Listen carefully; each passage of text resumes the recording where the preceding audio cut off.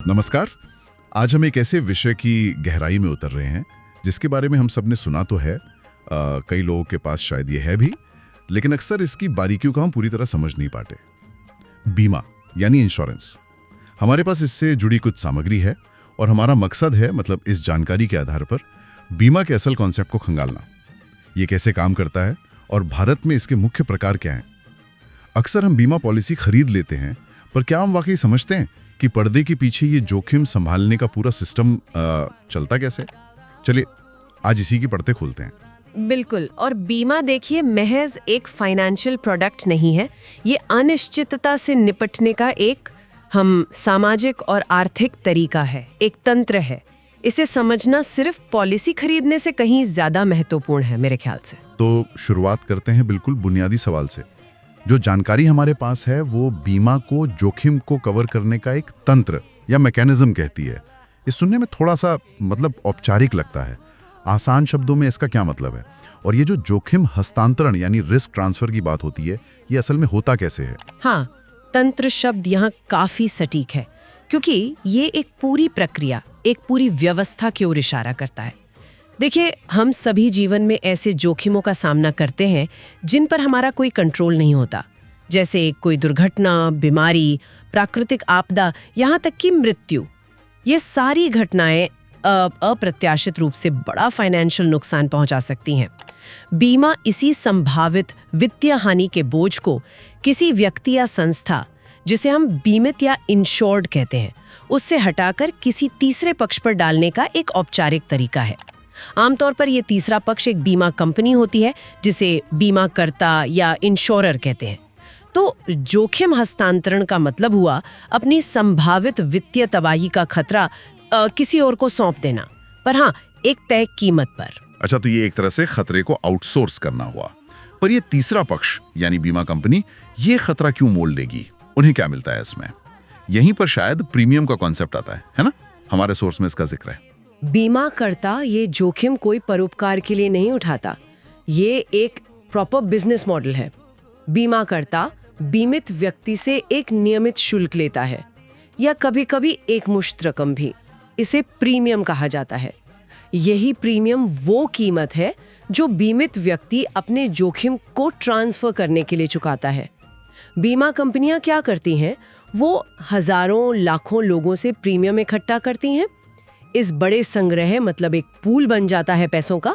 इसी पूल से वे उन दुर्भाग्यशाली कुछ लोगों को मुआवजा देती हैं जिन्हें वास्तव में उस बीमित घटना के कारण वित्तीय हानि होती है, जैसे कोई एक्सीडेंट हो गया या मृत्यु हो गई। और ये प्रीमियम कैसे तय होता है? ये गणितीय और सांख्यिकीय विश्लेषण के आधार पर तय किया जाता है, ताकि कंपनी सारे दावे यानी क्लेम चुकाने और अपना खर्चा निकालने के बाद भी मुनाफा कमा सके। तो प्रीमियम सिर्फ मेरे अकेले के जोखिम की कीमत नहीं है, बल्कि उस बड़े समूह के साझा जोखिम की कीमत का मेरा हिस्सा है। ये तो दिलचस्प है। और ये सब मतलब एक औपचारिक समझौते के तहत होगा कोई एग्रीमेंट? निश्चित रूप से, बिल्कुल। बीमा पूरी तरह से एक कानूनी अनुबंध, एक कॉन्ट्रैक्ट पर आधारित है। ये कोई हवाई वादा नहीं है। इस अनुबंध को बीमा पॉलिसी कहते हैं। इसमें दोनों पार्टीज मतलब बीमित और बीमाकर्ता दोनों की जिम्मेदारियां और अधिकार साफ साफ लिखे होते हैं। जैसा हमारे सोर्स में भी बताया गया है, इसके दो मुख्य पहलू हैं। पहला, बीमित व्यक्ति यानी ग्राहक बीमा कंपनी को नियमित रूप से या एक मुश्त प्रीमियम देने के लिए सहमत होता है। ये सब पॉलिसी में लिखा होता है, कब देना है, कितना देना है।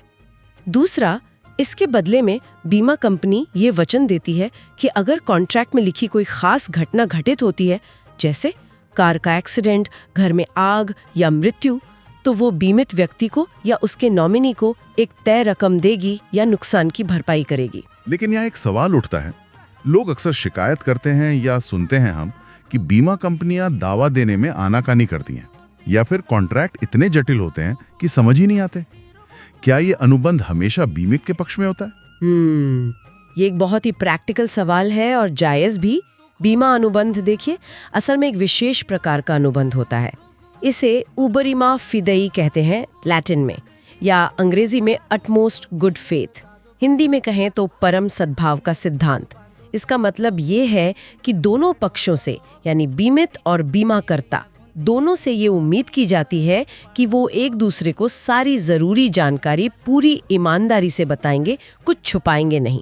जैसे अगर बीमित व्यक्ति कोई ज़रूरी जानकारी छुपाता है, मान लीजिए स्वास्थ्य बीमा लेते समय किसी पुरानी बीमारी के बारे में नहीं बताया, तो बीमाकर्ता बाद में दावा मतलब क्लेम रिजेक्ट कर सकता है। और वहीं बीमाकर्ता की भी जिम्मेदारी है कि वो पॉलिसी की शर्तें और कवरेज बिल्कुल साफ साफ बताएं। जो जटिलताएं आती हैं वो अक्सर नियमों और शर्तों की व्याख्या मतलब इंटरप्रिटेशन से पैदा होती हैं। इसीलिए पॉलिसी डॉक्यूमेंट को ध्यान से पढ़ना और समझना बहुत जरूरी है। परम सद्भाव। अच्छा, ये जानना महत्वपूर्ण है कि ये जिम्मेदारी दो तरफा है, एक तरफा नहीं। ठीक है, तो हमने समझा कि बीमा जोखिम ट्रांसफर करने का एक तरीका है जो प्रीमियम और एक कानूनी अनुबंध पर आधारित है। अब भारत में इसके प्रकारों पर आते हैं। जानकारी ये बताती है कि मुख्य रूप से दो तरह की बीमा है। हाँ बिल्कुल, भारत में बीमा बाजार को मोटे तौर पर दो मुख्य श्रेणियों में बांटा गया है। पहला है जीवन बीमा यानी लाइफ इंश्योरेंस। जैसा नाम से ही पता चल रहा है, ये इंसान के जीवन से जुड़े जोखिम को कवर करता है। और दूसरा है सामान्य बीमा यानी जनरल इंश्योरेंस। इसे नॉन लाइफ इंश्योरेंस भी कहते हैं और इसमें जीवन बीमा के अलावा बाकी सब कुछ शामिल होता है। चलिए पहले जीवन बीमा को थोड़ा और समझते हैं। सोर्स कहता है कि इसमें बीमित व्यक्ति प्रीमियम भरता है और मृत्यु होने पर उसके कानूनी वारिस मतलब उत्तराधिकारियों को पैसा मिलता है। क्या ये इतना ही सीधा है या इसमें और भी पड़ते हैं? कुछ और डिटेल्स? हाँ, मूल सिद्धांत तो यही है। जीवन बीमा का जो प्राइमरी उद्देश्य है वो है बीमित व्यक्ति की असमय मृत्यु हो जाने पर उसके परिवार को वित्तीय सुरक्षा देना। सोचिए, अगर परिवार का कमाने वाला सदस्य अचानक नहीं रहता तो उसके आश्रितों का क्या होगा? फाइनेंशियल दिक्कतें आ सकती हैं। जीवन बीमा इसी फाइनेंशियल गैप को भरने की कोशिश करता है। लेकिन हाँ, इसकी कई परतें हैं। जीवन बीमा पॉलिसियां भी कई तरह की होती हैं। जैसे एक होता है टर्म इंश्योरेंस। ये सबसे शुद्ध और सरल रूप है।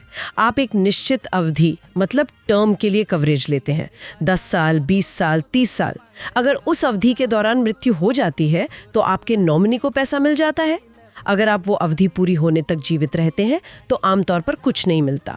इसका फायदा ये है कि कम प्रीमियम में ज्यादा कवरेज मिल जाता है। फिर होती है एंडोमेंट पॉलिसी। ये बीमा और निवेश का थोड़ा मिक्सचर है। इसमें मृत्यु पर तो पैसा मिलता ही है, लेकिन अगर आप पॉलिसी की अवधि पूरी होने तक जीवित रहते हैं तब भी आपको एक मुश्त रकम मिलती है। इसे मैच्योरिटी बेनिफिट कहते हैं। इसका प्रीमियम टर्म इंश्योरेंस से ज्यादा होता है, जाहिर है।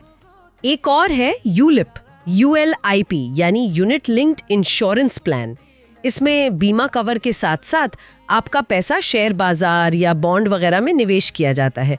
तो रिटर्न जो है वो मार्केट के प्रदर्शन पर निर्भर करता है, रिस्क भी होता है। और भी कई प्रकार हैं, पर मूल विचार वही है, जीवन के जोखिम से सुरक्षा और कुछ मामलों में बचत या निवेश का मौका देना। ये वर्गीकरण काफी मददगार है। तो टर्म इंश्योरेंस मतलब सिर्फ सुरक्षा और बाकी में सुरक्षा के साथ बचत या निवेश का तत्व भी जुड़ जाता है। अच्छा, अब आते हैं सामान्य बीमा पर। सामग्री में अग्नि, समुद्री, मोटर वाहन, दुर्घटना जैसे उदाहरण दिए गए हैं। ये दायरा तो बहुत बड़ा लगता है, इसमें तो बहुत कुछ आ जाता होगा। बिल्कुल, सामान्य बीमा का कैनवस बहुत फैला हुआ है क्योंकि ये जीवन के अलावा बाकी अनगिनत जोखिमों को कवर करता है।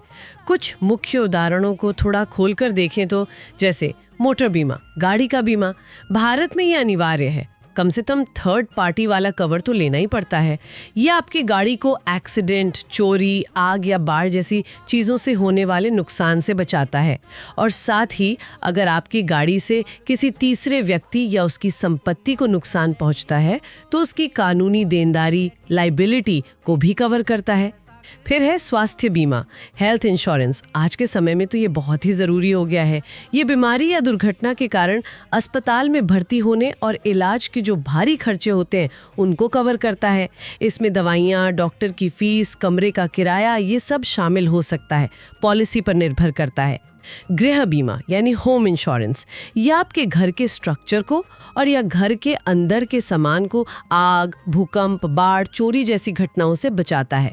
यात्रा बीमा, ट्रैवल इंश्योरेंस, जब आप कहीं घूमने जाते हैं तो उस दौरान होने वाली गड़बड़ियों के लिए, जैसे फ्लाइट कैंसिल हो गई, सामान खो गया या विदेश में अचानक बीमार पड़ गए या एक्सीडेंट हो गया, तो ये कवरेज देता है। एक है अग्नि बीमा, फायर इंश्योरेंस। ये खासकर व्यवसायों के लिए महत्वपूर्ण है जो अपनी संपत्ति जैसे बिल्डिंग, मशीनरी, स्टॉक, इन सबको आग से होने वाले नुकसान से सुरक्षित रखते हैं। और हाँ, समुद्री बीमा, मरीन इंश्योरेंस, ये तो सबसे पुराने बीमा प्रकारों में से एक है।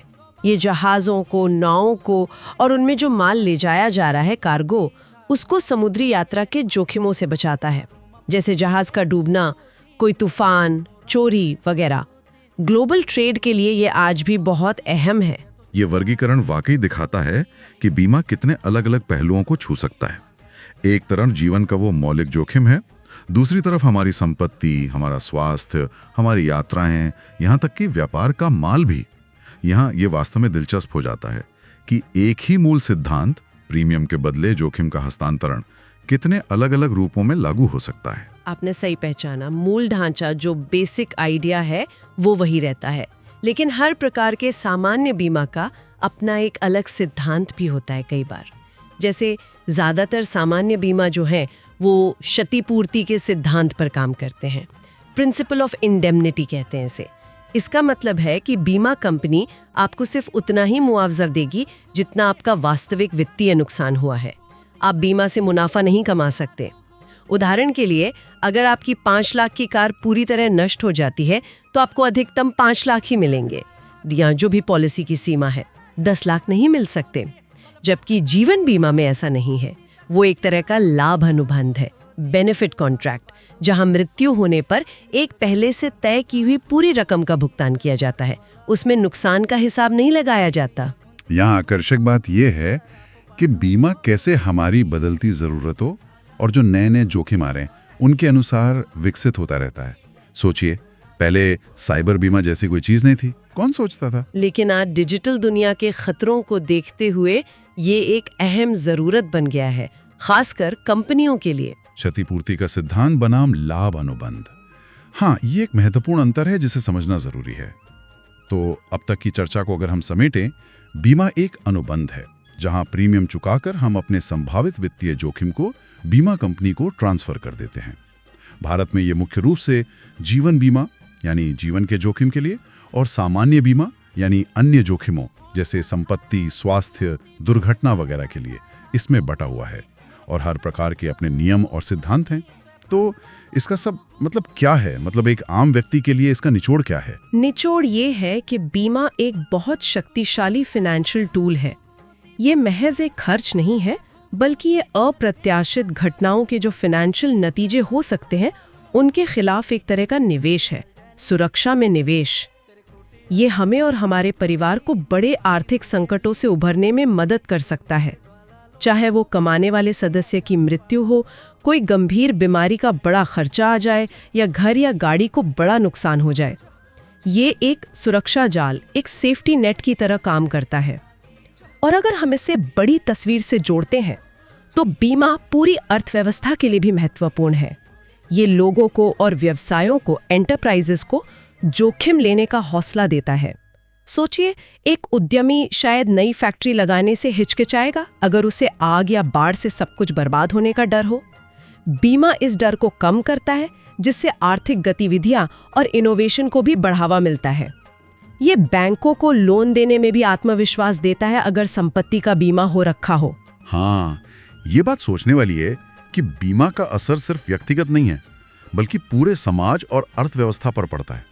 ये जोखिम को सिर्फ ट्रांसफर नहीं करता, बल्कि उसे मैनेज करने लायक बनाकर एक तरह से प्रगति को संभव बनाता है। बिल्कुल, यह रिस्क पूलिंग के सिद्धांत पर काम करता है, यानी जोखिम को कई लोगों के बीच बांट देना। हजारों लाखों लोग प्रीमियम देते हैं ताकि उन कुछ लोगों की मदद हो सके जिन्हें वास्तव में नुकसान झेलना पड़ता है। यह एक तरह की सामूहिक वित्तीय सुरक्षा प्रणाली है, अगर आप ऐसे सोचें तो। ये पूरी चर्चा बीमा की बुनियादी समझ को काफी साफ करती है। हमने इसके तंत्र को समझा, अनुबंध, प्रीमियम और मुख्य प्रकारों को भी, और ये भी जाना कि ये सिर्फ एक पॉलिसी नहीं, बल्कि एक व्यापक आर्थिक और सामाजिक व्यवस्था का हिस्सा है। अब जब हम इस बातचीत के अंत की ओर बढ़ रहे हैं तो एक विचार मेरे मन में आ रहा है। हमने देखा कि बीमा का मूल आधार है अप्रत्याशित जोखिम का प्रबंधन और हस्तांतरण। ये सिद्धांत समय के साथ विकसित हुआ है। आज हम 21वीं सदी में हैं, तकनीक तेजी से बदल रही है, जलवायु परिवर्तन नए खतरे पैदा कर रहा है, हमारी डिजिटल पहचानें बन रही हैं और उन पर भी खतरे हैं, तो क्या ये सोचने वाली बात नहीं है कि भविष्य में हमें इसी मूल सिद्धांत जोखिम हस्तांतरण पर आधारित पूरी तरह से नई प्रकार की सुरक्षा या बीमा पॉलिसियों की जरूरत पड़ेगी? जैसे क्या भविष्य में डिजिटल पहचान की चोरी का बीमा आम हो जाएगा, या शायद जलवायु परिवर्तन के कारण होने वाले जो धीमी गति के नुकसान हैं, जैसे समुद्र का स्तर बढ़ना, उसके लिए कोई बीमा मॉडल विकसित होगा? आज की कौन सी ऐसी उभरती चिंताएं हैं जिनके लिए शायद पारंपरिक बीमा काफी न हो और नए समाधानों की जरूरत हो? ये सोचने वाली बात है। यह एक बेहद प्रासंगिक और भविष्य को देखने वाला सवाल है। निश्चित रूप से जैसे जैसे जोखिमों का स्वरूप बदलेगा, बीमा उद्योग को भी बदलना होगा, उसे इवॉल्व होना पड़ेगा।